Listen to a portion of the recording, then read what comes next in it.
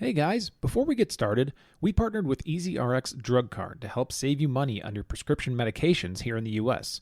It's free, there's no club to join, just bring the prescription discount card with you the next time you're filling your prescription to see if it can save you some cash. If it does, great, if not, throw it away. There's a link in our show notes where you can download, text, or print your prescription discount card. Give it a shot. Welcome back to another episode of the Crime and Coffee Couple. I am Mike. And I am Allison. Yeah, you're especially jovial right now, aren't you? Oh, you're cracking me up over here. Because we got a new camera, and we're trying this video thing again, so we'll see how it goes. I look so fat. I can't wait for my fat belly to be out there in the open again. So check us out on YouTube if you get a chance, I guess, if this gets up there. Nice of you to speak so highly of yourself. Well, I just noticed I can see myself right there, so it's good. So yeah, how you doing, Beb? I'm good. I'm glad to be back. We were gone last week, so we haven't done this in like 2 weeks. My little brother got married, so it was a fantastic occasion. We had a great time. It was so much fun. Yeah, we had danced the night away, had good food and all that stuff. My brother was very worried about the food. He's like, how's the chicken? How's the beef? And we're like, it's fine. It's good. It's Everything's fantastic. Good. Don't worry Everything was lovely. Yeah, it was wonderful. So here we are, and I'm glad to be back. Yeah, it's storming a little bit outside, so it's kind of like murky weather. It's kind of nice. I want to take a second to read one of our awesome reviews. Thank you guys so much for that. Wanted to read this one out by Rihanna's, kind of like mayonnaise. Except Rihanna, with an R. Rihanna A's. I've been listening to you guys for a few months now, and the only complaint I have, is that there aren't more episodes per week. Thank you. That's so nice. I love your energy and your jokes, and you guys sound like people I would love to sit and chat and laugh with. Thank you so much. We try to do that. I mean, we're just being ourselves here. I listen to you on Audible and while I'm working, and it makes my day awesome. Thank you for being you. I have an episode request, but I'm not sure how to talk to you about that, which is an awesome question. So if you want to talk to us and have some of those requests, just usually Instagram's the best way, I would say. Yeah, we're very responsive to that. Yeah, I do about 90% of our Instagram stuff. So shoot us a message, and we've gotten plenty of requests that way. Yeah, absolutely. Would love to kind of look at anyone else. So you get any value from this at all, the episode, you enjoy it at all, then a 5-star review on Spotify or Apple would be very much appreciated. Very much. And someone you had said left a review that said that we act like we're perfect parents. Yeah. That seriously cracked me up. Well, I want to say thank you because we are perfect parents. Because I have never in my life, well, since I've had children, claimed to be a perfect parent. In fact, my coworkers always crack up at our stories of like the mayhem that occurs in our house. Yeah, well, as you get more listeners, somebody's going to have something to say. It's just such a interesting takeaway that we would have ever tried to portray that we were perfect. Hey, cheers to being perfect. Cheers. I'm going to cheers you with my pen. Okay, that works. I'm holding my microphone because our stand broke. Yeah, well, all this cheap shit we buy. It's because we were starting out. Now we got some patrons. We got a little ad revenue. I mean, a couple bucks a month. Yeah. We're getting there. So thank you very much for everybody. Yeah, we appreciate you guys. Yeah, so you want to get started in this week's episode? Do it. Okay, so we do come out with weekly episodes, so check us out. And for our patrons, we have bonus episodes too. So that's always fun. And you said I'm going to really enjoy this episode, so I'm looking forward to it. Yeah, if you saw the episode name, then you already know what this is about. This is about Pam Hupp. I do not think I know this story. I can't believe you don't. So if you haven't heard this already, you're in for a treat. I mean, obviously there's bad parts and, sorry to the victims involved, but it's very interesting. It's a very, very interesting tale. So without further ado, let's get this going. On December 27th, 2011, at 9:40 p.m. in Troy, Missouri, a man walked into his house, saw the scene in his home, and immediately called 911. Not a good start. No. Russ Faria came home and found his wife, Betsy Faria, lying on the living room floor with a knife in her neck. Oh my gosh. Yeah, pretty gory stuff. He called 911 in a panic, breathing heavily, saying, "I just got home from my friend's house. My wife killed herself." He assumed she plunged a knife into her neck? Yeah. That's not usually a typical suicide, but hey, you never know. Yeah, and he was like manic. Like just... First thing when you hear him, I don't want to say it, but it sounds like almost like over dramatic. Okay. But, he might be that kind of guy too. Well, and I mean, who are we to say when you come across an unexpected, horrific scene of your wife on the floor with a knife coming out of her neck, that how you're supposed to act? Exactly. Because I don't think there's a right, a supposed to act in a situation like that. Right. Especially we've seen a lot of movies and stuff. And it's, this is real life. So Russ was yelling and crying like crazy when he called 911, super distraught. There's video of Russ in the police station crying at the table as he's about to be interviewed. Like, I mean, his head's down. He's just like, oh my God. Like every time the cops left the room, he was just like, oh. And there wasn't really a time where he asked for tissues or anything. The cops did offer it to him. Well, oftentimes you hear that the person's like wailing and crying, but there's no visible tears. So whether or not that was the case, I obviously I don't know. Yeah. So eventually he was questioned by detectives, and they asked why he thought it was a suicide. Right. Your first question. That's a very obvious question. So did she want to hurt herself? Russ was like, I don't know if she was trying to scare me, but she was saying how she was going to kill herself. She was telling me that. Okay. So Betsy had tried killing herself twice before also. And once with a knife, Russ told them. Oh. So he was kind of used to it a little bit, unfortunately.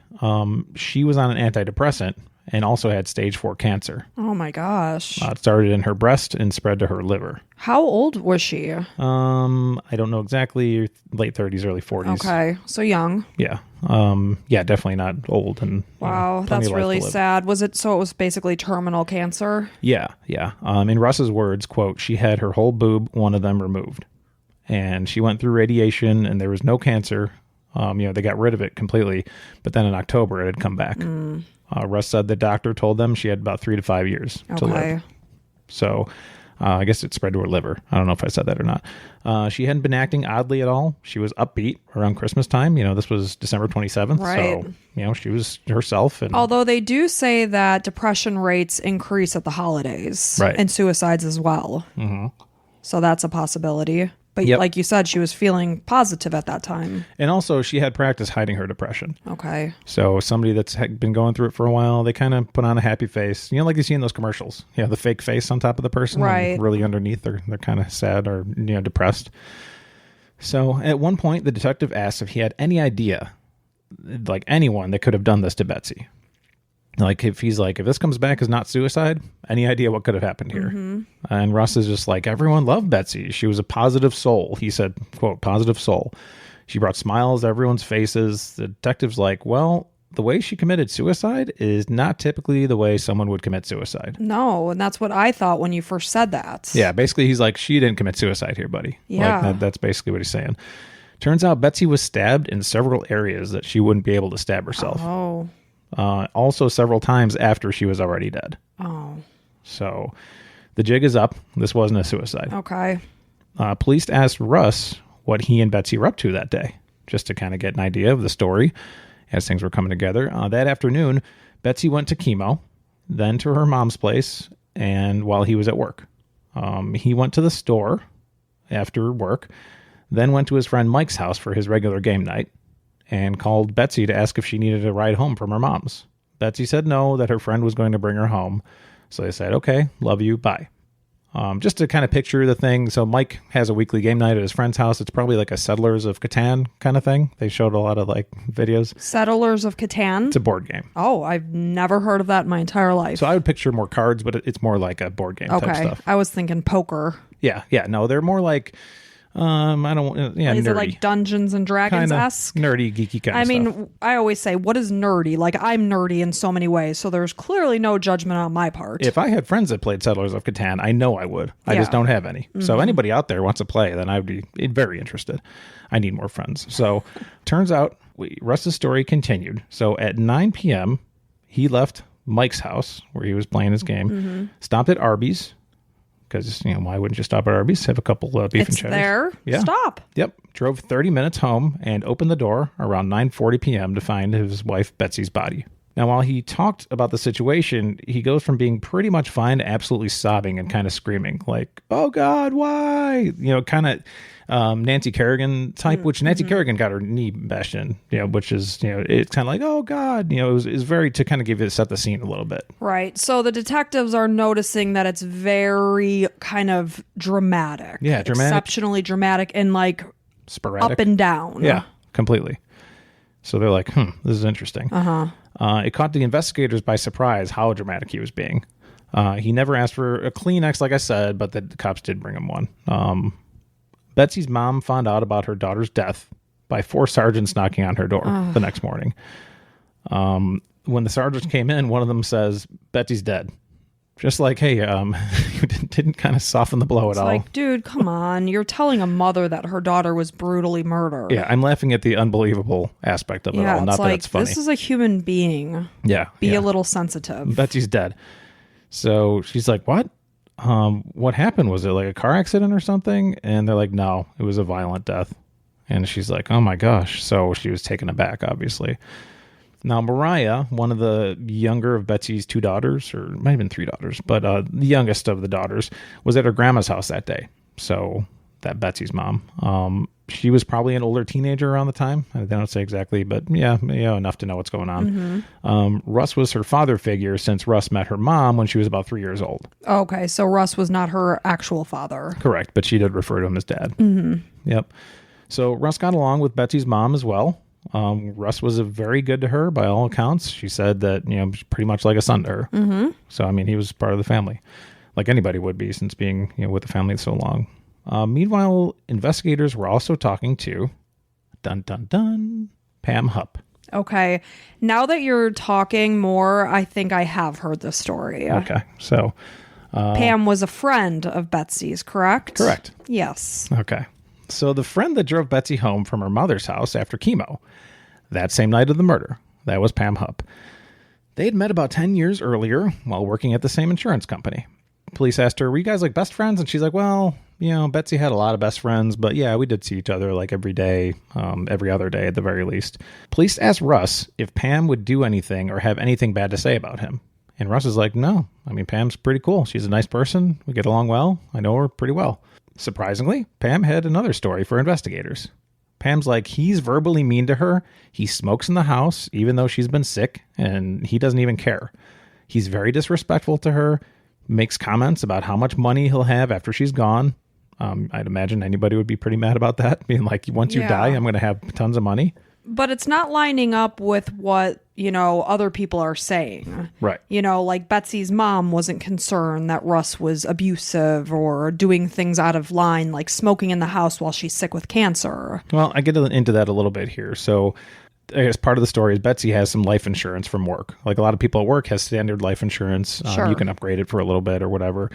And just sensitive stuff that would upset her. So we'd constantly talk about that stuff. Pam claimed it was so bad that she was discussing divorcing him. Okay. Now, meanwhile, police asked Russ, how was their relationship? Right. Russ is like, it's really good. We've been really good. I love her to death. Like, she's fantastic. So somebody's lying. Well, he did say maybe 5 or 6 years ago, we had some arguments. Nothing physical, no physical altercations, just really didn't get along. And we had to separate for a little bit. And until they found Morning Star Church, which they both started going to church, seeing this Pastor Mike, great first name, by the way. And the investigator actually knew the same pastor too. He's like, oh yeah, I know Pastor Mike. And he's like, yeah, great guy. He helped us fall in love again. And yeah, by all accounts, this guy loved his wife. So just a head scratcher at this point. At the same time, Pam's like, well, Russ would play this game of putting a pillow over Betsy's face. Okay, that doesn't sound like a very fun game. And saying something like, this is what it'll feel like to die. Yeah, right. I mean, if that was the case, I'd be out of the house. Right. Well, yeah, and I mean, unless you're kind of a softer person that just kind of goes along with things and just, I don't know. I can't judge anybody. I mean, it's not funny. I mean, you might maybe do it like, ha, ha, ha, I could smother you so easily, like as a joke. Which we do that. But it's not like this. Let's play the game of put the pillow on your face and pretend I'm going to kill you. Yeah, it's not, when it gets serious. Yeah. Yeah. So they questioned Russ about what that's like. And he's like, no, I would never do anything like that. Like the whole pillow over the face game.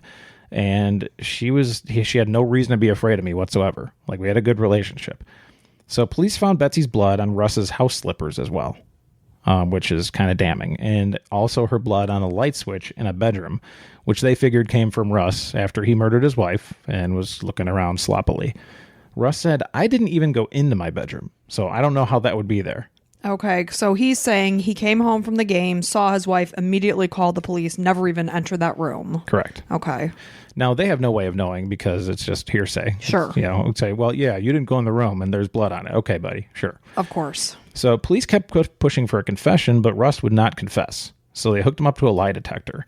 And they were grilling him for hours and hours. And you know how these stories go where the police just want to grind you down until they get what they want out of you. Right. And they this is the tactics some of them use, unfortunately.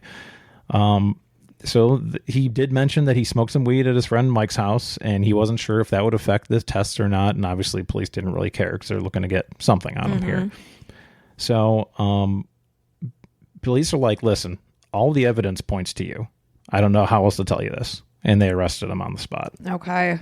Did he pass the lie detector test or no? They were saying no, but nobody knows for sure. Okay. One of the police was like, I've been doing this for a long time, and you definitely weren't telling the truth. That's basically all he said. Not the whole time. He's like, there's spots where you weren't telling me the truth. Sure. Which could have been, anything. Maybe drinks in him or what, the weed or whatever it was. So this was the night of the murder, like he was actively still high from smoking at his friend's house. I don't know. Maybe he had, I don't know how much he had. I mean, hours later, usually weed goes away in like 2 or 3 hours. Okay. So I don't think he was actively high, but he was worried that it was, in his blood or whatever. I get it. Ultimately, the pathologist counted 56 stab wounds in Betsy. Man. That's a shitload, right? So that's somebody that's very angry. Yeah. And public prosecutor, who's going to be a big part of the story, Leah Askey, thought this reeked of a rage murder, and with Russ calling this clear murder as a suicide. But why, if he knew walking, like if he did this and he stabbed his wife 56 times, why would he call the police and say that she committed suicide? Well, a dumb person would just be like, well, I tried to stage it as a suicide. But it's not. A person's not going to stab themselves 56 times to commit suicide. Yeah. So you would think he would have said, I believe somebody's murdered my wife. Right. Because clearly it's not a suicide. He's walking into the room blindly, seeing his wife on the ground with a knife sticking out of her neck. She had threatened suicide via knife, so that's an assumption he made, not knowing she had been stabbed 56 times. That's what I'm gathering. Yeah, using logic, you'd be like, okay, he didn't know anything about this. Right. Otherwise, he wouldn't have said it was a suicide. Unless he's some kind of mastermind thinking like 3 steps ahead. Which, to me, it just seems stupid. He's a guy that's distraught and worried about his wife and knows she had suicide attempts in the past. So, yeah, anyway, so she's basically this prosecutor, Leah Askey. She's like, this is basically open and shut to me. He's saying this is a suicide. It clearly wasn't. There's a lot of things pointing to him here. The blood on his slippers. It's just like... It's not looking good. No, and always the first person they look at is the loved one, obviously, the partner. So Leah told her detectives that she would need more than a failed polygraph, since that wasn't admissible in court. So Russ was released the next day. They really wanted to get him on something. They didn't have the smoking gun yet. Even though the blood was on the light switch and he said he didn't go in there and all that. Yeah. They needed like another couple things to make her comfortable with going after him. So word quickly spread throughout the town, a pretty small town, I think it was 10 to 20,000 people, that Russ was the prime and only suspect in the case. So basically, you hear that on TV, you're like, oh yeah, this guy definitely killed her. I mean, you're just assuming, he murdered his wife. Yeah, because you hear that stuff every day. Right. And Lincoln County detectives pretty much seemed convinced at this point that Russ was their guy. I mean, they were just like hell-bent. They're like, all right, Russ is the guy. The head prosecutor is telling us to try to get some stuff. It's just basically like, okay, he's guilty. Now let's figure out how we can get it. Put the pieces together. Right. So when they talked to Betsy's family, Betsy's daughter said police were basically bullying them into the story that Russ had done it. So even if they had some questions like, well, no, like my dad's super nice. Like, no, he did it. He did it. Trust us. Like your dad's a murderer. He murdered your mom. Okay. So like that, they're bullying them for the most part. When police tried to gather further evidence, they sprayed luminol, which, lights up for any blood and I guess cleaning products, which I didn't know that, around Betsy's house to find evidence of blood or cleaning products. They found glowing spots that led to a kitchen towel drawer, which made them think that someone that knew the house well had cleaned things up and put towels away neatly. Okay. So the towels had been washed and put away? That's what they're guessing based on the luminol. Okay. Okay. So police took pictures of this evidence just to make sure they had it for court. But guess what? They said the camera malfunctioned. What? So they didn't have the pictures. Interesting. So the detectives go to Leah Askey, the public prosecutor. They're like, oh, trust us. It lit up. We don't have the pictures, but it lit up. And she's like, okay, good enough for me.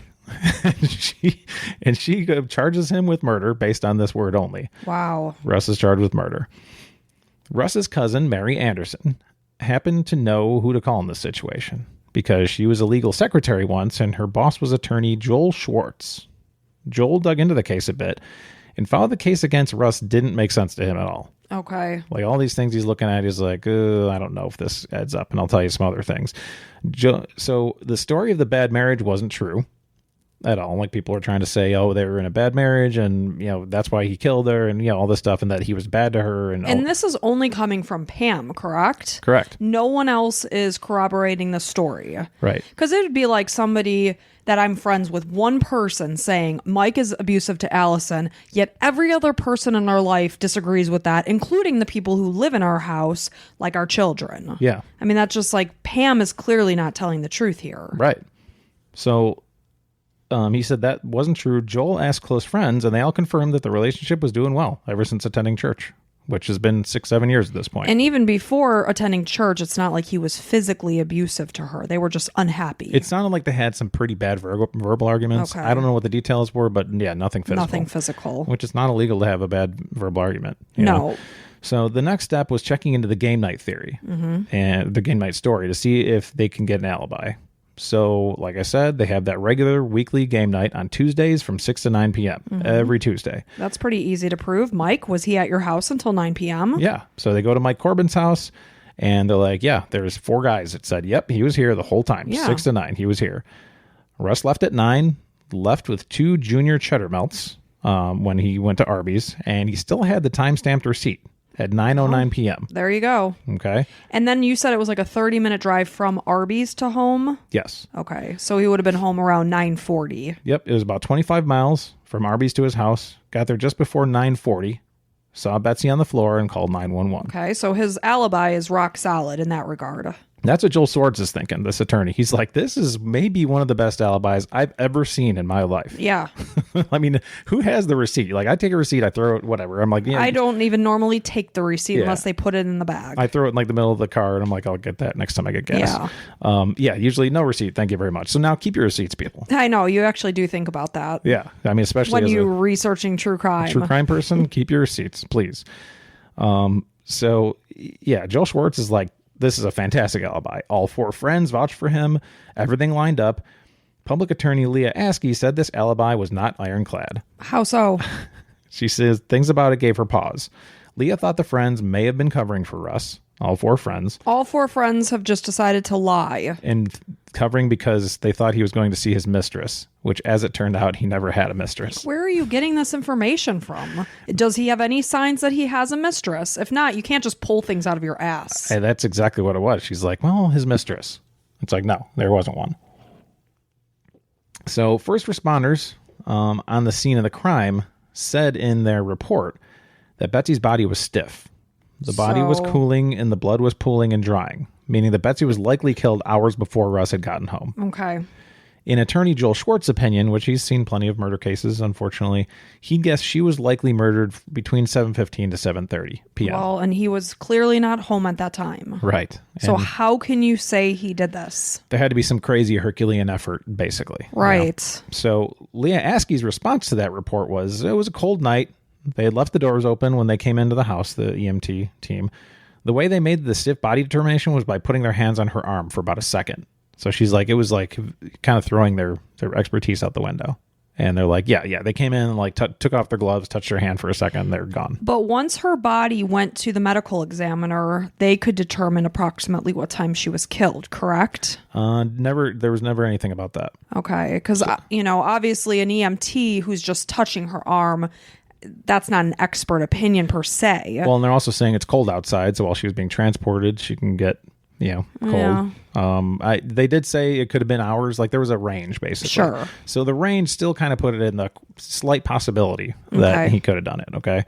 So as for the incredible amount of stab wounds, there was no irregularities in the wounds. So it wasn't like somebody was like jabbing and stabbing in like passion. It was like doot, doot, doot, like just kind of poking, like popping bubbles on a bubble wrap or something. So it wasn't some slashing like a madman. Whoever did it, killed her and then came back to her after she was dead and just added a bunch of stab wounds to make it look like it was in a rage. Why? It's like you've killed her one way or the other. What difference does it make if you were in a rage or not? She is deceased. Well, in that case, usually that points to like a setup. Like the husband was so angry with his wife that he just slashed her 65 or 56 times. Yeah.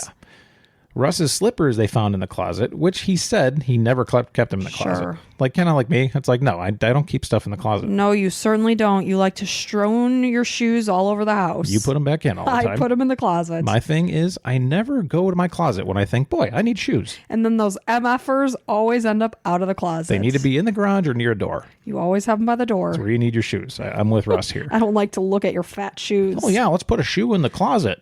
Yeah, that's where I go when I need to go outside. I'm going to go to my closet right away. Smart. Anywho, Russ's slippers, like I said, with Becky or with Betsy's blood, there was no shoe imprint of the blood anywhere. So if he was wearing them, somebody picked them up and placed them, dipped them in some blood. But that's pretty stupid. Yeah. Like if somebody was wearing the slippers, naturally they would be walking in them. Right. Otherwise, why is there blood on them? Yeah. Great. So this wasn't very well thought out. No, but it seems to be working. I don't know. I mean, to me, it's asinine, but that's just my humble opinion. So also, investigators didn't find any blood on Russ at all, on his skin, on his clothes, or any DNA or scratches of any kind. I mean, I guess he could have showered before he called. Sure. But like nothing on his clothes at all. I guess he could have washed his clothes. Threw them away. Who the hell knows? Right. All things, in my opinion, line up that Russ had nothing to do with this. Well, unfortunately, in this case, it seemed like police first decided Russ was guilty and then tried to find the supporting evidence. Going with that. Yeah, that's where a lot of conspiracy theories come from. It's very conspiracy theory-esque. If you decide something's true, and then you can't be proven off of that. So that's where like it's like, okay, the Earth's flat, and you can say, oh well, what about this? Be like, no, that's not true. Then you just dismiss it, and it's like, no, you just keep the same thought in your head. It's crazy to me. Yeah. So who else could have possibly done this? Pam Hupp. Well, she's the outlier that's saying things that other people are saying are not true. Right. She sounds like a big red flag to me. So she had been almost stalking Betsy at this point. Betsy received a text from Pam who wanted to join her at chemo. But Betsy's like, no, my mom has a friend in town who's going to take me and she's going to drive me home too, so I'm good. Don't worry about it. Mariah, Betsy's daughter, remembers Betsy being like, I hope Pam doesn't come. Like, I told her not to come. I hope she doesn't show up. Sure enough, Pam showed up at chemo. Oh my gosh. She's like one of those annoying friends that just like even Betsy saying it, like you knew that Pam was going to show up. Yeah. It's like she was hell-bent on seeing me for some reason. So later, Pam was very determined to give Betsy a ride home too, even though Pam lives about 30 minutes out of the way. Weird. And Betsy could have easily been driven home by Russ, too. So whether it's the friend or Russ, Russ was like, usually drives her home. Uh-huh. So she's like, no, I'll take you. So it's like, okay, that's interesting. Yeah. They left Betsy's mom's house around 6:30 p.m. and got to Betsy's house just after 7, according to cell phone records and triangulations. At 7:04, there was a call from Pam's phone to her husband. In that call, Betsy got on the phone, too, and was still alive. Okay. So they're able to piece this together. Okay, so to kind of get a picture of when she may have been murdered. Yep. Then at 7:21, a call from Betsy's daughter to Betsy's phone went unanswered. Okay, so it could have been somewhere between 7:04 and what'd you say, 20? 7:21. Okay. At 7:26, there was an unanswered call to Betsy that nobody knows who it was from. And then 7:27, there was a call from Pam Hupp's cell phone to Betsy's cell phone. Okay. Also unanswered. Okay. Pam told detectives, they asked, why were you calling her? She said, I made the call to let Betsy know that I was home safe. But the thing was, that was impossible. She called her husband while at the house at 7:04. Okay. Okay. At Betsy's house. Said she went inside for 10 to 15 minutes, which maybe she left around 7:14. Okay. Meaning the soonest she'd get home on her 30-minute drive would be 7:44. Mm-hmm. So the 7:26 thing is like she's maybe halfway there. Sure. So it's not even close. Yeah. And she made her call at 7:27. So Pam changed her story a bit. She was like, well, I was close to home. I was just, she worries, it's dark. She knows I have a hard time getting out of town. Based on cell phone pings, Pam was no more than 3 miles away from Betsy's house while making this call. Oh, I mean, she's not setting up a good story here. And quite possibly still at Betsy's house. Really? So the triangulation had a 3-mile radius, and one of those things was at Betsy's house still. This pisses me off. Yeah, it's like sitting right there, and it's like, what the hell? And also, what were you thinking? Like, okay, I'm sitting in Betsy's house, ring, ring. Oh, that was me calling to tell her I was home. Listen, bitch, if you're going to come up with a story, make it better. Yeah, 100%. So Attorney Schwartz read Pam's transcripts, and there was a lot of variations. Okay. So Attorney Schwartz is Russ's kind of attorney? Mm-hmm. Okay. One time, She says she went into Betsy's house. Then the next story, she says she didn't go into Betsy's house. And anytime these inconsistencies are coming out, it's likely because the person is lying. Right. Granted, we all forget things, especially when we're distraught and it's a lot of pressure.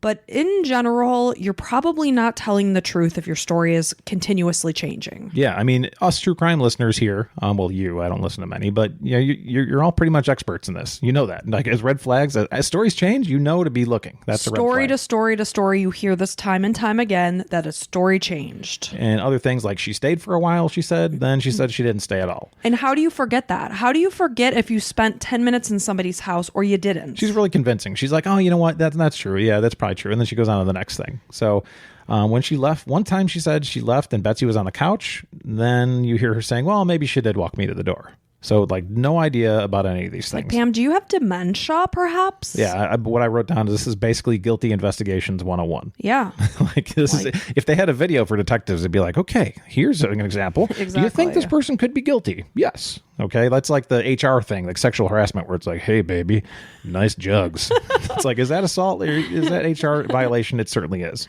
So why would Pam do this?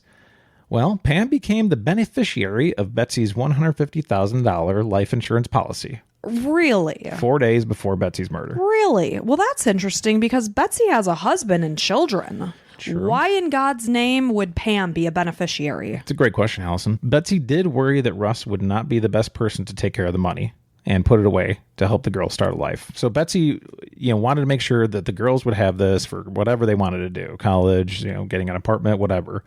So she was like, well, Russ is a little bit, she was worried that he'd be so like tailspun that he would kind of throw himself into a fervor and like maybe just go out and buy some toys and stuff to like get his mind off things and just like try to forget that he didn't have Betsy anymore. So Russ wasn't necessarily the most financially responsible person is what I'm gathering. Correct. So it's within the realm of possibility, 100%. So much so that Betsy did ask her friend Rita Wolf to be the beneficiary. Okay.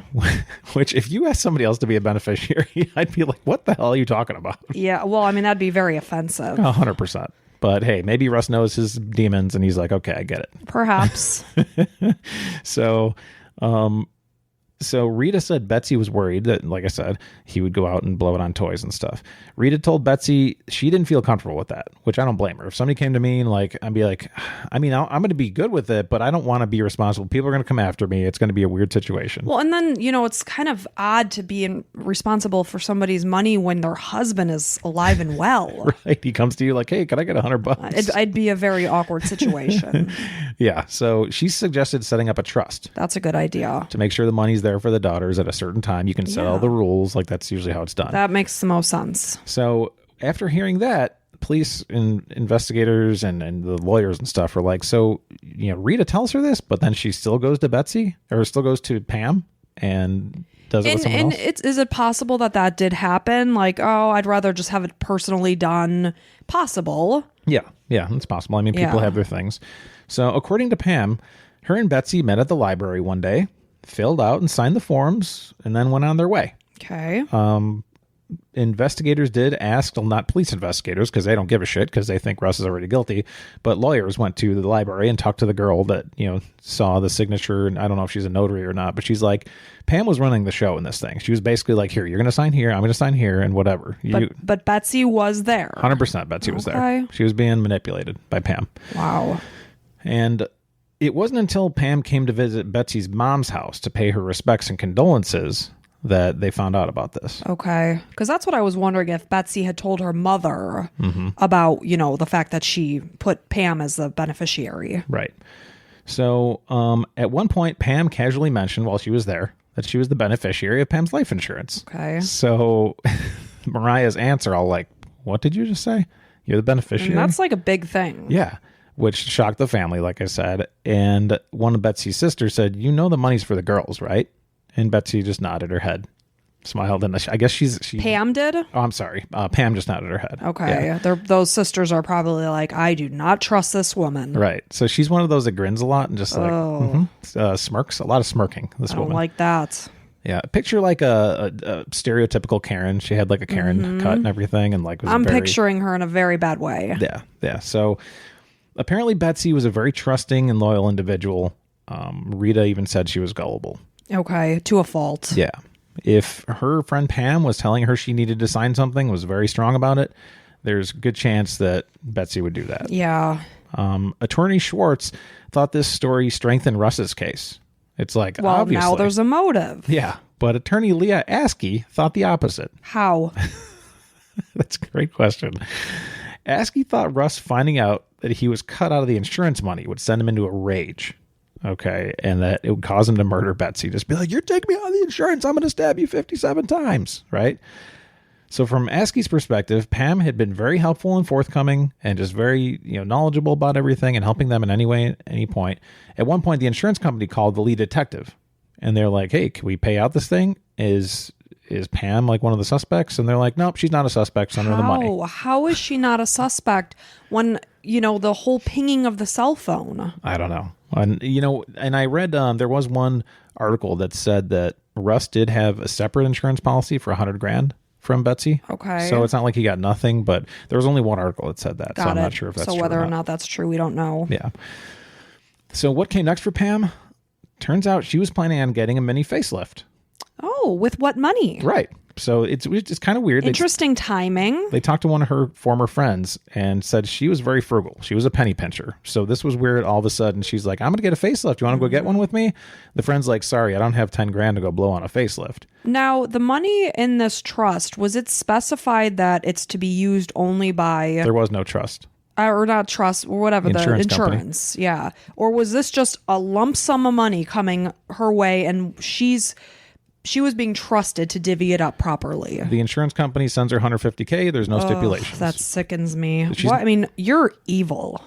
Me? Not you. Okay. A person has to be evil to take a deceased person's money and think that they can use it on themselves. Did Betsy... think that was going to be okay? Like, yeah, I'm going to go ahead and give her the life insurance so she can get a friggin' facelift. No, it was for her children. Of course, 100%. How dare she? And that's why people suggested setting up a trust, because with a trust, you can set stipulations. It's stipulated. Yeah, whereas with insurance, it's just you get wired $150,000. You can blow it on heroin if you wanted to. I mean, you can get arrested for heroin, but... The point is, it's your money. What you do with it is your business. You can catch my drift. Right. Yes. So yeah. Her friend said she was a penny pincher. It was weird to just go ahead and go get a facelift here. Lead detective Ryan McCarrick, who, by the way, is a scumbag, just my personal opinion, asked Pam about setting up a trust. They're in this room together and in video. Mm-hmm. And he's like, listen, you can't be going out and like spending $10,000 here. It looks bad. It looks really bad for you. We're going out here. We're trying to paint you as not the person that's done anything here. And he's like, you got to set up a trust, right? And she's like, oh yeah, I will. Yeah. And she's like, you gotta beg, feel whatever. Like, don't worry about me too much. She's like, in my world, $150,000 isn't a lot. Oh, really? Is she loaded? Because in my world, $150,000 is a lot. Right. Well, she's telling the story to the detectives that I'm like $10,000 isn't a big deal to me. Don't worry, the $150,000's fine. Okay. And the detective's like, okay. Like he kind of holds his head. He's just like, oh boy, this is going to come back on us here. So the detective's like, okay, well, just set up the trust and make sure the children are taken care of. She's like, okay. Detective McCarrick told Betsy's children that they should not sue for their mother's money. Yeah, right. Before the trial, because it would make things sticky, and then Pam would look bad, and then they would cause too many problems. So meanwhile, they're thinking, well, Pam is innocent, so why would I want to make her look bad? Okay. Russ is the one that killed her because, But this is Betsy's children. Yes. Mariah believed that Russ killed her mom? 100%. Really? Yep. Wow. She claims she was brainwashed by the cops. Oh, wow. They were pretty powerful. Yep. And then her whole family too. Her, Betsy's mom was 100%. I mean, she was like, get out of my life, you scumbag! You killed my daughter. Oh, can you imagine knowing you didn't do that and your own children? Granted, it wasn't his. Like he didn't give. You know what I'm saying? Yep. But still, that's gotta hurt. Yeah. So one last thing before Russ's trial, Attorney Askey filed a motion asking that Attorney Schwartz be prevented from mentioning Pam's insurance windfall. Which seems like a pretty important thing to bring up. That's a motive. No shit. So also not to point to Pam as another possible suspect. So the judge said, hey, you know what? That sounds okay. What? Also, the judge knew Askey from high school. Oh, So just that so sounds happens, convenient. just so happens they're buddies from high school, and she agreed to the motion, saying That's nope. madness. All of a sudden, they're like, oh my God, these are like the big things we can bring up here, right? So none of this could be mentioned, which hurts the case to the defense. I don't understand. So the state's main witness was Pam Hupp. But Pam was likely the last person to see Betsy alive. The last confirmed person, yes. We know that Russ was over at his friend's house until 9 o'clock. We know he went to Arby's. How is this the case? I'll tell you in a second, maybe a couple minutes. But other people that were witnesses in addition to Pam were Betsy's family. Askey and her team asked questions around the bad arguments the couples had in the past. So they were focusing on 5, 6, 7 years ago. Okay, before they repaired the relationship. Yeah, Mariah's like, they just kept asking about the bad. You know, they want to paint Russ in a bad situation. But they repaired it, so why not? We're living in the present, not 6 years ago. Well, because you can ask about whatever you want. Sure, you can, but does it make sense? No. I don't know. So they played Russ's manic 911 call. It was definitely manic, 100%. Like, go out there and listen to it. And they were like, this is obviously fake. I mean, he's trying to chuckle this up and try to make it sell it to us here. And some people have done that in the past. I've heard 911 calls where they were the murderers. And it's believable that it's fake. Like, just not that it was, just that if you listen to it, you'll know what I mean. He's a very dramatic guy. Okay, so said the claim that she committed suicide and it was ridiculous because she'd been stabbed so many times, and like we talked about already, so he didn't know. He walked in there, pointed to the luminol results, even though they didn't have pictures of it, and the blood on the slippers and the light switch. I laugh because it's ridiculous. Again, not that it's funny. But you mentioned the luminol, and even if it had lit up and the camera was actually malfunctioning, Pam knew the house well. Right. They specifically said this was somebody who knew the house well. Pam did. I was thinking the exact same thing, but police already made up their minds here. So Schwartz and the defense focused on the alibi, which is important. His game night friends verified he was there, the Arby's receipt, the lack of Betsy's blood on his skin and clothes. Be like, these 4 people, not one person, 4 people are saying he was here. Arby's has a receipt of his credit card at Arby's. And you said the Arby's was close to a half hour away. Right. How can you say that was falsified? The timing is impossible. It's impossible. If you believe these 4 people said he was here, it is impossible for him to be there at the time of the death. Whereas on the other hand, Pam's cell phone is legitimately pinging where she says she isn't. Right. So, ready for this. This is Askey's theory of what happened. Oh, I'm just loving this gal. This chick is driven. I mean, she must have taken some drugs on this one. So, her theory was that Russ planned the murder with his game night friends. Quote, it would be the ultimate game. And I'm sorry to Betsy's family for laughing. The ultimate game. I just think I'm laughing at Leah being such an asshole. No, this is not a funny situation. We're not laughing that Betsy was brutally murdered. We're laughing about 4, and I'm a dork. 4 dorky guys sitting around playing a video game are going to sit there and say, let's play the ultimate game and kill your wife. Yeah. Okay. How about that? Okay, enough Settlers of Catan. Let's kill someone. That's ridiculous. Yeah, let's all put ourselves at risk and our families' lives gone. I mean, can you imagine sitting around with your 3 buddies and then being like, hey, let's kill your wife? I can't imagine us talking about more than just like football. You wouldn't be like, yeah, let's do it. I'd be like, you know what? That's really too much work. I don't want to worry about that. I'm not doing that. Yeah. Let's just crack a beer and play more. Let's call it a night. Maybe it's time for you to go home. So she was really reaching on that theory. Yep. Number 1, she said Russ makes sure to get on a surveillance camera at a gas station on his way to his friend Mike's house, which he was. He was on a surveillance, got something at the gas station, probably some rolling papers for his weed. Then he drives to game night and leaves his cell phone there, so it pings him there from 6 to 9 p.m. Leaves his cell phone there, but he was there. Why wouldn't he have a cell phone with him? Well, his idea was to say that he left it there, and his idea was that all his friends would say he was there. He drove purposely. Oh, so he just left the cell phone there. He said, okay, here's my cell phone in case police ping it. Got it. Okay. Number 3, once he gets home, he strips naked. Okay. So that his clothes would have no blood.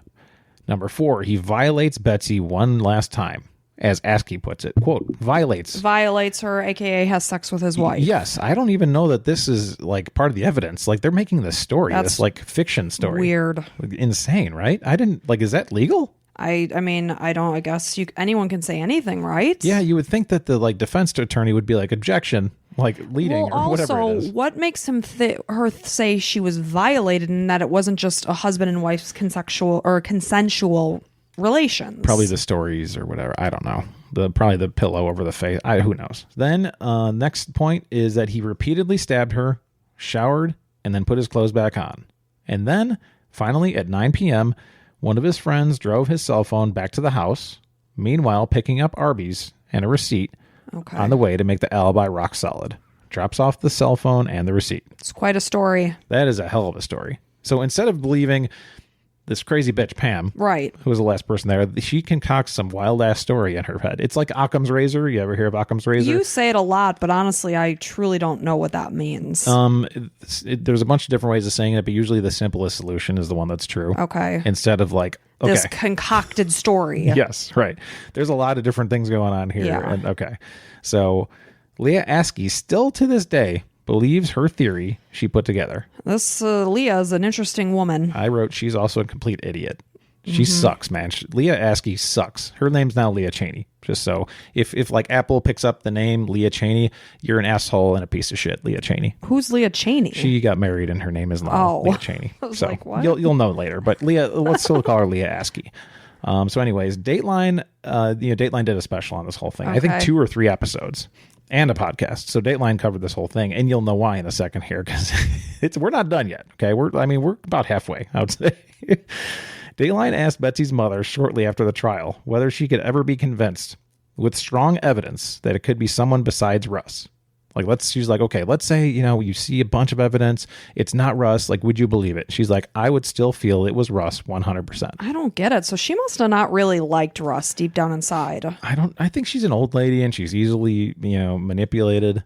She lost a loved one, so she needs it's tragic. She needs someone to hate, and I think she decided she's going to hate on Russ. Just doesn't make sense. So this is because police were very persistent in saying that this was an open and shut case, and they were 100% sure he did it. Okay. But there's one thing you'll remember. Pam told detectives that she would make a trust and give the money to Betsy's daughters. Of course. Well, Betsy's family sued Pam, and so she sat for a deposition. At one point, she was asked, did Betsy mention to you that she wanted the money to be used for her daughters? Pam's answer, absolutely not. Oh, so Pam thought that she was just such a nice woman that she was giving her $150,000. Yeah, and she's just happy to take it. And that her daughters wouldn't be getting any part of it. Even though she's on video telling a detective, yes, that I'm she's going to set up a trust. Yep. She's a liar. Well, Pam did say that she set up a trust before the trial, like the detective asked her to.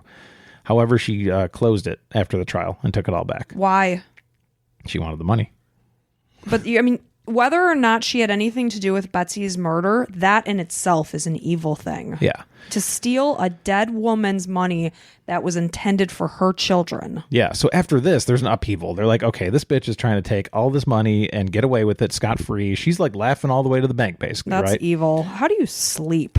I don't know. So attorney Schwartz, he's like, we got to be able to do something. He files this long shot appeal, which has only been approved like 3 times in the forever of the state of Missouri's history. Usually once a case is settled, this is like this appeal that never gets approved, but this got approved. Okay. Because of this money that she took. Yeah. So this is a red flag. She's specifically told a police detective she's going to be setting up a trust and she knows it's going to the girls. Put it in her Karen purse. Yeah, so that got her. The new judge overturned Russ's conviction, and Leah decided to go after Russ again. So Russ is off now. Okay. He's out of jail. He's good to go. But, how long was he in jail? I don't know. I guess a couple of years, which sucks. It does suck. That's a great question. Maybe 2 years or whatever of your life gone. Yeah. Meanwhile, the whole world thinks that you're a villain. Yeah, and a murderer. Probably 60% of people still will for a long time. Maybe 80%. Rough. Right? So Leah, the attorney, decides to go after Russ again with a new trial to get closure for Betsy. Oh, okay. Okay, so it's like, man, clearly Pam stole this money. Like, you still aren't going after Pam? To me, it seems crystal clear, but... Yeah, so Pam comes out with a brand new story. She's good at changing. Yeah, she sure is. That her and Betsy were in a loving relationship, like romantic. Really? Yep. Even though neither of them were gay, and that Russ was mad that Pam was in a relationship with his wife. And Russ said, quote, if I ever catch you two muff thumpers together again. So again, that's muff thumpers together again. I'll bury you out in the backyard. Oh my God. This woman. And I've never heard muff thumpers, so thank you, Russ. That's a good one.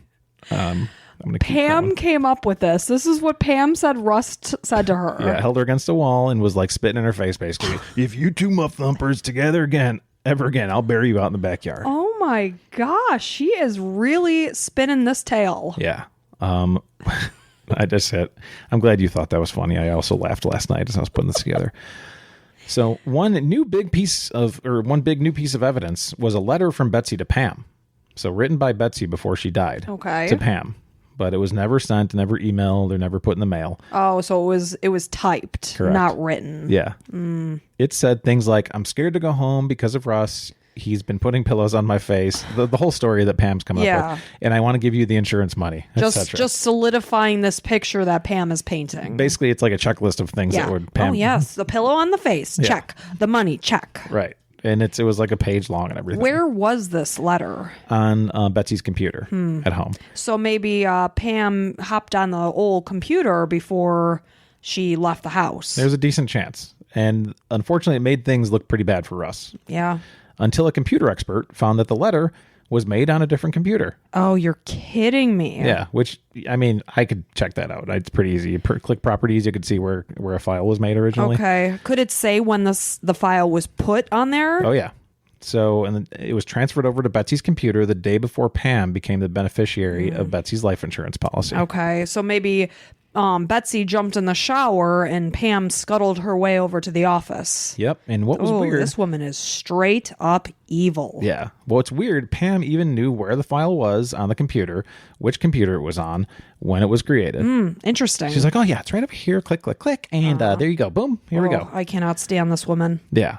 So even while, during one of she mentioned it in before the second trial. So this whole thing pointed to the framing story that Schwartz was pushing. Obviously, that Pam knew exactly where it was, and it was just kind of very clear that this was all fake, right? So lastly, remember how detectives said the camera malfunctioned while taking pictures of luminol? Right. Well, Schwartz and his team received a delivery of a CD-ROM that had all 132 photos from the scene, none of which supported the defense's claim about the luminol lighting up on the kitchen drawer. So how do they explain their way out of that one? I don't think they do. So they just lied. Yes. And there's some other things a little bit later. Why did they lie, though? Because they just wanted to make it an open and closed case that Russ was the one that did this? Because Leah Askey was hell-bent that he did it. And so she just wanted whatever way to be like, yeah, we had some of the stuff. Yeah, there was a picture. But that should be criminal that you lied. I agree. I totally agree. So the second trial began, but this time with no jury, only the judge. Okay. Also, neither side called Pam to testify for some reason. Maybe both thought that it would hurt the other one, whatever. But Schwartz was able to show enough evidence to propose Pam as an alternate suspect. Thank goodness. Finally. Yeah, he's able to talk about everything in the case. Imagine that. So the judge came to a decision and ruled Russ not guilty. Russ was off scot-free, good to go, so happy. He's like, thank God. Yeah. Finally justice. The judge called the investigation, quote, rather disturbing, and that it raised more questions than answers. Yeah, but the problem is now, is Pam going to be brought to trial that she is now convicted as the murderer? Because there's still a murderer out there. If it's not Russ, somebody else did it. 100%. And all signs point to Lil Pam here. Yeah, exactly. So, Leah wasn't going to be the lady to do it because it would make her look really bad. Oh, well, sometimes we just have to say I was wrong. Yeah, and do the right thing. Yes, right? Because that's what ultimately is important here. Who killed innocent Betsy? Well, unfortunately, crazy-ass Leah still thinks that Russ did. Well, F her is all I have to say. So after Russ was acquitted, Betsy's daughters were back in court trying to get the money from their mom's life insurance. Yeah. Pam was being questioned, and if you could picture a stereotypical Karen, like I said, this is what it would be. She was trying to run the show, and at one point, the lawyers were asking her questions, and she was like, whoa, what did I just say? Didn't you hear what I said? Oh. I mean, she was just like, whoa. She had her hand up there, and in this, there's a mini-series that Renee Zellweger is Pam. Oh, really? Yeah, and she does this whole thing whoa. And she's got the short, blonde hair, and I want to talk to your manager. That whole thing. Yeah. This is typical Karen behavior, right? So she's got some big balls on her. Yeah. This Pam. Right. And she's just very dismissive. But ultimately, Betsy and her daughters lost the case. So they said, nope, this is dismissed. You're not getting the money. Wow. I know. That's a kick in the teeth. Because I guess there was no like written things that said, I don't know. Can you imagine how sick you must be to be their daughters? Like your mother was murdered and this woman is walking away with the money that was set up for you and your siblings. Yep. Man, that's sick. So that sucks, right? Yeah. Well, that's not the end. That was part 1. This is about a 2.5 part story. Okay. So in August 2016 in O'Fallon, Missouri, 911 received a call from Pam Hupp. Okay. She said, there's someone breaking in my house. Help. And then you hear a guy in the background. He goes, should we do to you what we did to your wife? Meaning Betsy. Okay. And Pam replies, no, I'm not getting in the car with you. Get out. And like moments later, the man there with Pam was dead. Pam shot him. You could hear the gunshots on the 911 tape. Like, wow. Pop, pop, pop, pop, pop. Pam claimed that the man attacked her while she was in her driveway in her car. She was like, who are you? Get out of my car. And he said, bitch, we're going to the bank and getting Russ's money. And then the man pulled out a knife. And this is all Pam's words. Yes. The man pulled out a knife, held it to her throat, and kept yelling. Pam said she was able to knock the knife out of the guy's hand because she's so strong. Ninja. Yeah, she's very strong and quick. She went to her bedroom, got her gun out of her nightstand, turned around, and the door opened, and it was this guy. And he came into the room, and she unloaded the gun on him. Okay. Pop, pop, pop. The unidentified man was lying dead in her house. Pam said there was a driver in the car that brought him there. The description she gave of the man in the car was very similar to Russ Faria. Dark hair, kind of a buzz cut, and dark skin. Investigators found a note on the unidentified man. There was a lot of instructions scrawled out. Number 1, get Hupp to the bank. 2, get Russ's money. Should be $100K to $150K. Number 3, take Hupp back to the house. Number 4, make it look like Russ's wife. Number 5, make sure knife is sticking out of neck. They also found $900 and $100 bills. So 9 $100 bills in his pocket. Did Russ pay this guy off for a hit job on Pam? I mean, that's kind of what it's painted out to be. Mm-hmm. And I think we all have an idea of where this one's going. So police, a different police force than the one that arrested Russ, reached out to Russ for handwriting samples. They brought him in, kind of questioned him, went through the whole thing. DNA swabs, fingerprints, a statement, confirmed his alibi. He was, not there. Right. So they're like, okay, yeah, you're totally fine. He was cooperative, and they let him go. Investigators found some cash in Pam's bedroom while they were looking through her house, including a $100 bill that was linked by serial number to the other cash in the dead man's pocket. Oh my gosh. So, I mean, this is very poorly thought out. Like they're basically people they're investigating or talking to investigators are like, the chances of this happening randomly are like 0. Right. that she'd have, unless they went to the bank at the same time and got the same cash, right. At the same, like whatever. But what are the odds of that? Almost 0. Yeah. I mean, unless they were together. I mean, that to me right there is just solidifies the guilt. Completely. But who is the dead person? Who is the dead person? Right? Yeah. Like in my head, I'm like, did Pam pretend there was a person there? Like, did she? I don't know. Like, what was the deal? He didn't have any identification on him, so police had to send his fingerprints to a database. They found his name was Louis Gumpenberger. Okay. A 33-year-old man who lived with his mother in an apartment about 13 miles from Pam's house.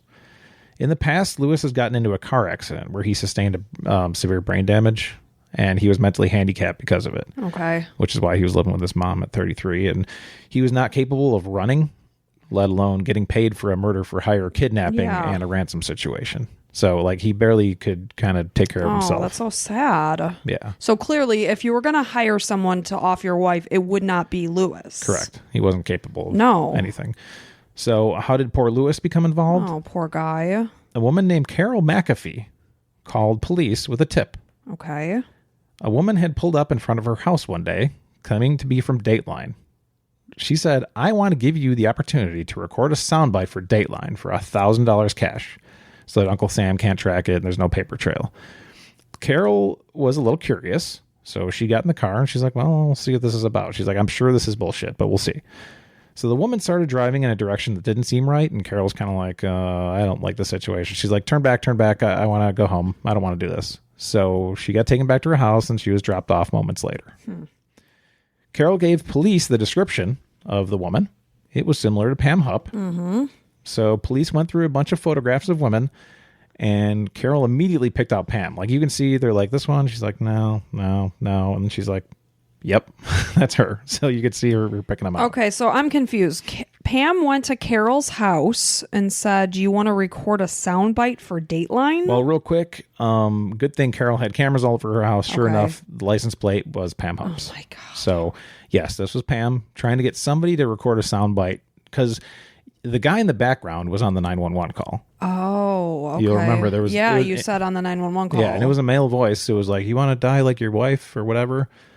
So there was a voice in the back. You can tell that somebody was on the phone. And like I said, on the 911 call, that dude that was on the phone was dead. Right? So she was planning something here. Right. She's putting something together. Yeah, this was, while she was doing her plan. So wow, this is an evil person. She's the worst. To the core. One of the worst humans that ever lived.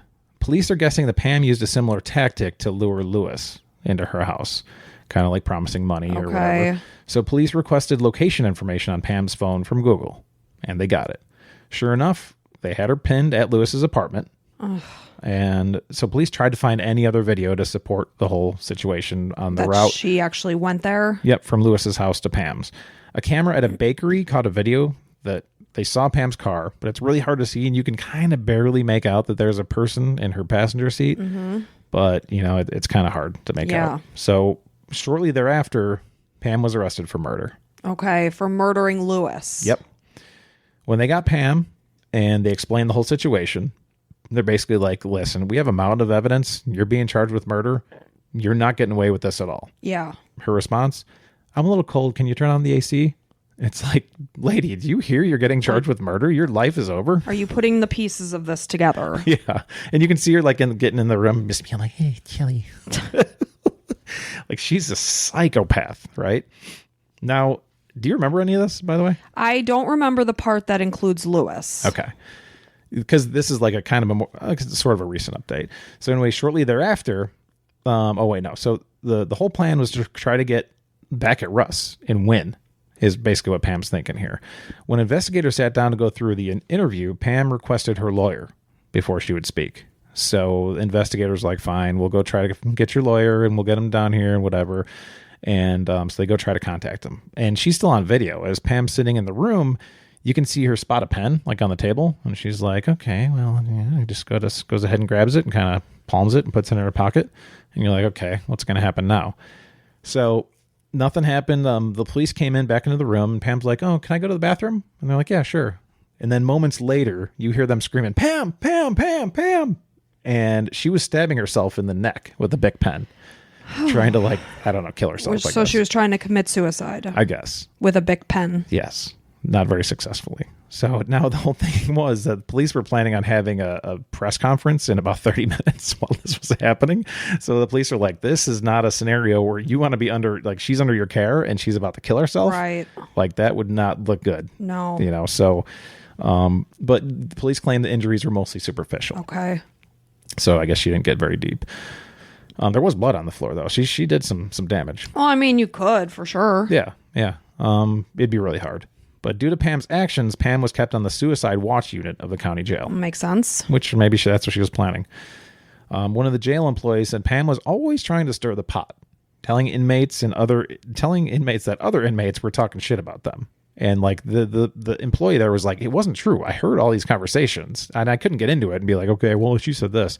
Basically, Pam just like very manipulative and trying to get everybody to just stir in the pot, trying to get shit like going. A nightmare. And like as new inmates would come in, she'd pretend she was like the leader and be like, okay, well, here's where you do this and here's this day and whatever. It's just like, wow, this lady's crazy.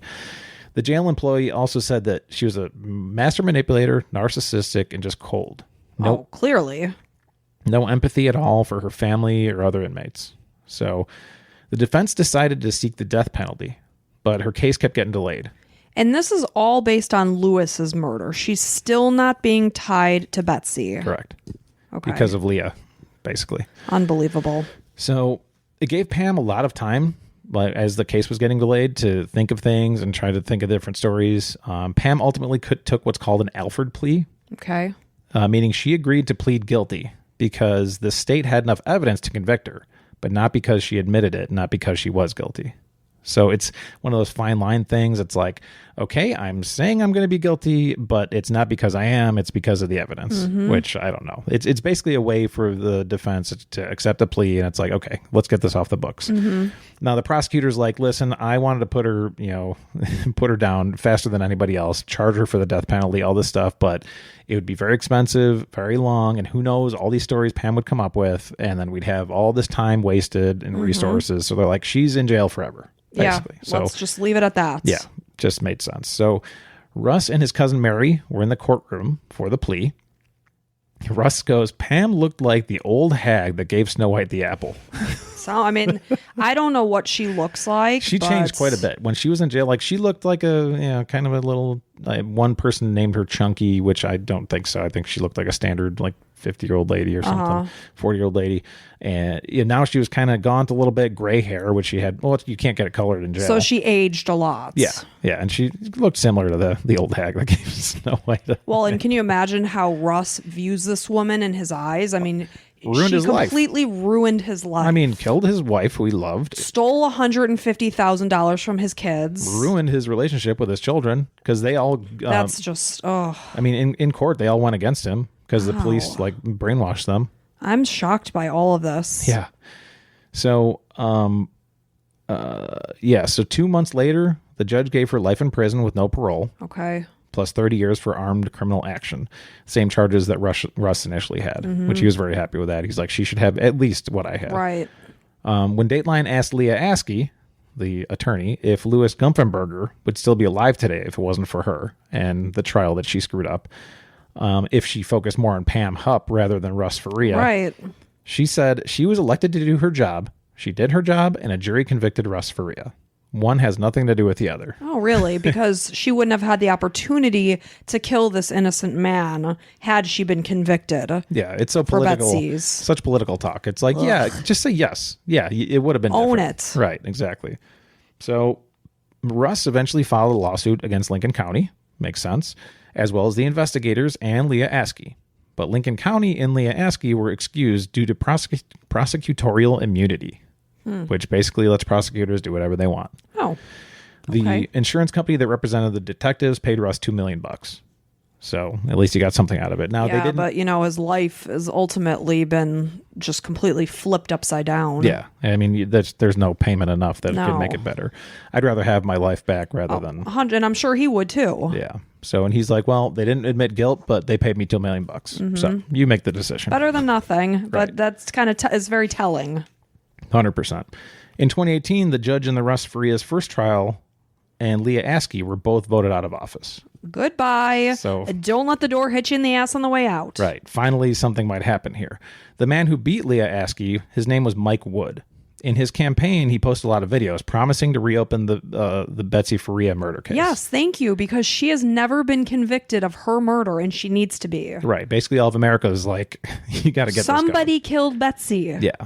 So as if Pam doesn't suck enough as is, it turns out... And she does. Yeah. Turns out there could be a third victim. A third. Well, is that really surprising to you? No, not at the all. woman has no soul. Like, I was like reading all this stuff and research. I'm like, holy shit. Like, I was like so excited to bring this because it's just like unbelievable. It's like the layers of an onion. It just keeps getting smellier and smellier. And actually, as you were telling the story, I'm like, if she could so easily do the things that she's done, it wouldn't surprise me if she has other victims. Yep. Pam's mother, Shirley Newman. Her mother. Her own mother. On Halloween in 2013, Shirley was found dead outside on the ground. Jeez. Under her third-story balcony. So it looked like she had fallen over? Yep. There was also like the bars were like ripped open kind of thing. So like she fell into it and went through it. Okay. Kind of thing. It looked like she must have just tripped off her balcony and fell to her death below. Okay. And I'm assuming at the time it was deemed an accidental death? Correct. So remember when Pam said Betsy's $150K wasn't a big deal to detectives? Yeah. At that time, she also mentioned, listen, my mom's worth $500,000. When she dies, I'm getting $500,000. Like, keep your mouth shut, idiots. So I didn't say it at the time because it'd be more interesting here. And if she really wanted the money, she had better options than killing her friend Betsy, which technically, I guess, is true if the whole thing is true. But Pam was the last known person with her mom, just like Betsy. Shocker. And when she left, After her visit, she told the staff, because she was at like an old folks home, she told the staff that her mom would not be downstairs for dinner or breakfast the next day. Very convenient. Shirley's body was found dead the next afternoon on the ground, 3 stories below. Pitiful. Police investigated, pictures were taken, and there was an autopsy, but the police ruled it an accident at the time. Autopsy results showed Shirley had about 14 times the recommended dose of Ambien in her system. Whoa. So Pam must have taken her home, had her for dinner, crushed a bunch of stuff in her, put it in the drink. God, and pushed her over. Home. Yes. And did this whole railing thing. So these are like wrought iron or whatever. It's some kind of iron. How you go about destroying wrought iron, I don't know. I would assume you'd need a fight. What is the thing called? The fire things. Yeah, the sticks with the blue on the end. Yeah, what the hell is it called? On. Yeah. I don't know. Everybody's saying it what probably a right dumbass. Now. Mortar, miter. No. Yeah. Okay, we know whatever. Yeah. So yeah, you'd need some kind of tools. Yes. So it wasn't like wood where you could just bash through it. This is like iron. So Shirley's body went through these bars supposedly and broke them. Dateline interviewed an engineer, and he claims the bars would need at least 2,000 pounds of force to bend or break through the bars. Unless they were malfunctioned. Yeah, not like a 150-pound elderly woman. Right. And they were like bashed. Like you could see some pictures. Weird. And we'll put them on our Instagram and stuff. But yeah, I mean, this is definitely impossible, I would say. Pam ended up with $120,000 after the estate was broken up between Pam and her siblings. Okay, I'm surprised she didn't knock off her siblings too. Yeah, well, not yet. She claimed, so not the $500K she claimed originally. Right. But back to Mike Wood, that new prosecutor. Mm-hmm. So he followed through. In July 2021. Oh, just last year. Yeah, he held a big press conference. Cameras everywhere. Everybody's gathered around. Russ is there with his cousin and everything. And announced new significant information around the death of Betsy Faria. Okay. Murder charges in the first degree were filed against Betsy. Oh, finally. Everybody's like, yeah. Finally. And he claims there was strong circumstantial evidence to support the charge, which is all the same stuff that was already there. Yeah, so that was my question. Did anything new come about? Because all the information we already have is pretty rock solid here. Yes. Okay. Somebody with like any knowledge of anything could agree that, yes, this is pretty rock solid. So he said that this was one of the poorest examples of investigative work that I, as well as my team, have ever encountered, driven largely by ego, working toward an agenda rather than the truth. Exactly. So that's end quote. Wood said he'd launch an investigation into misconduct, but not just for mistakes. Well, because that's the issue. We wanted somebody to be convicted of Betsy's death, but we also have to hold these people accountable that this doesn't happen to somebody else. Right.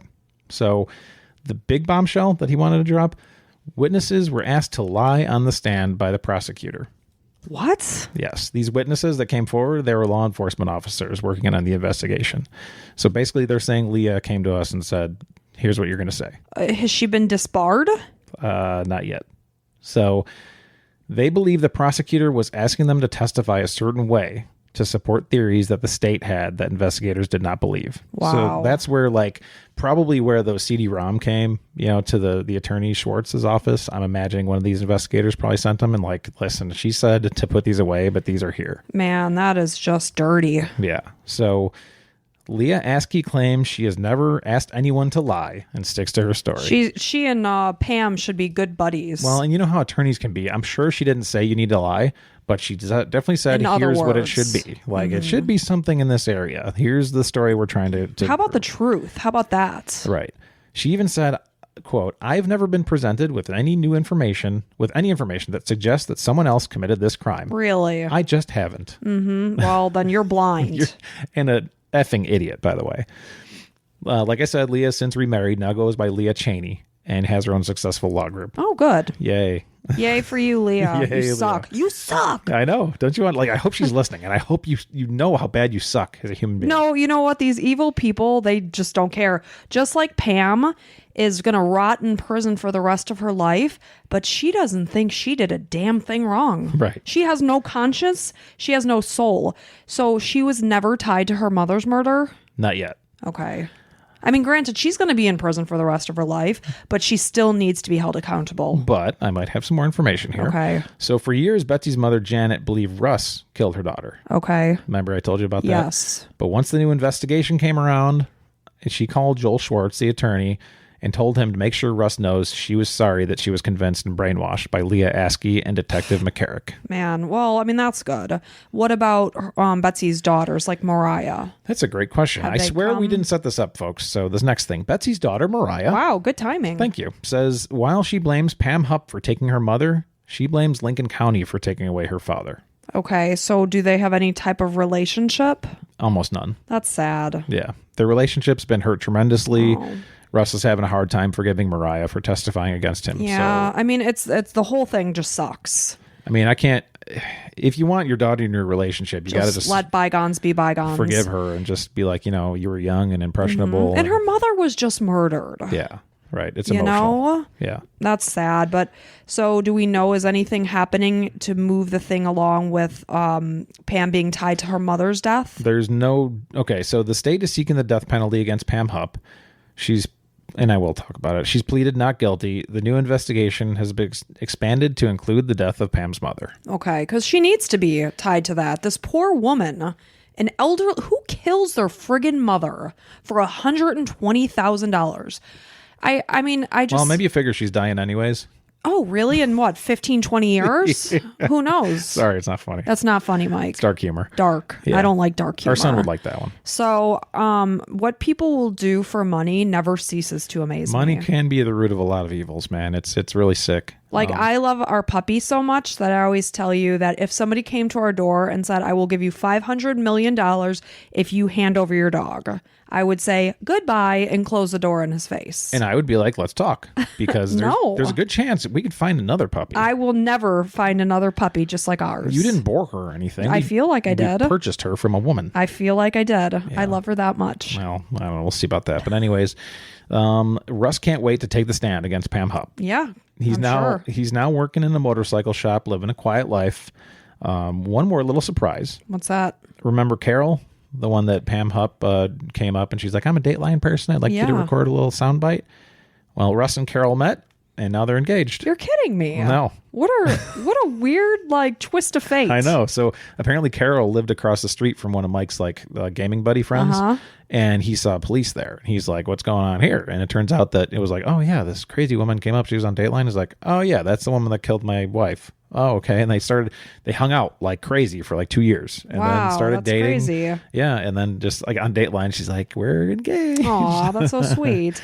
Yeah. But that whole thing about Louis, that just sickens me. It's so sad. That she preyed upon a mentally handicapped person with a traumatic brain injury. Like, you are the lowest of the low. You offed your best friend, you offed your mother, and then you off this innocent person. Yeah. This woman is sick, and honest to God, I wouldn't doubt if there's other people she killed. No, previously. Right, previously. Because what was she? You said about 50-ish? Yeah, around there. I mean, what was going on in her 30s? What was going on in her 40s? Well, she had some bad stuff. She had done, she'd been in the insurance industry forever. She got in trouble for forging signatures.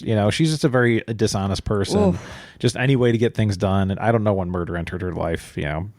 How these people lay their heads on their pillows at night and close their eyes and sleep is beyond me. I just don't get it. Like, somebody's like, oh, I got you Tic Tacs because I was gone from work. And I'm like, oh, there's no Tic Tacs here. Somebody just walked up to my desk and took the Tic Tacs. What the hell? I would never take something that didn't belong to me. I know. Not ever. That's crazy. Is it yours? Then why the fuck are your hands on it? Well, maybe they thought, oh, look, free Tic Tacs. I guess so. But I mean, that's Tic Tacs. Right. Like, how people just dip their hands in other people's money is just beyond me. Yeah, I don't get it. And, Russ still has unfinished business. His ultimate goal is get justice for his Betsy. Yeah, and, Russ is released, thank God, and he's going to be married and hopefully be happy. But this whole thing just, ugh. And I hope he can, fix what happened with his daughters. I hope so. That's really important. Yeah. But that's about it for this week. So thanks for listening, and we got some new patrons. I think we got 2 new patrons this week. So thank you very much for supporting us. If you want to support us and get bonus episodes every 2 weeks, you can be a level 2 patron or just one bonus episode a month for level 1. I'd like to shout out Colleen, Lily, Karen, Nadine, Allie, Michael, Dominic, Brian, Shannon, Elizabeth, Mandy.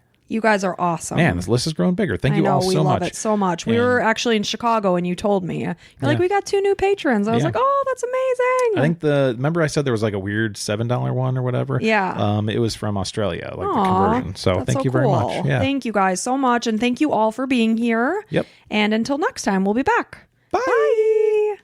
Bye.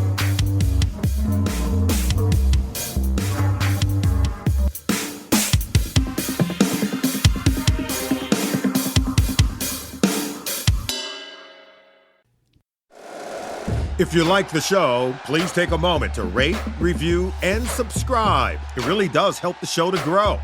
Thank you for listening.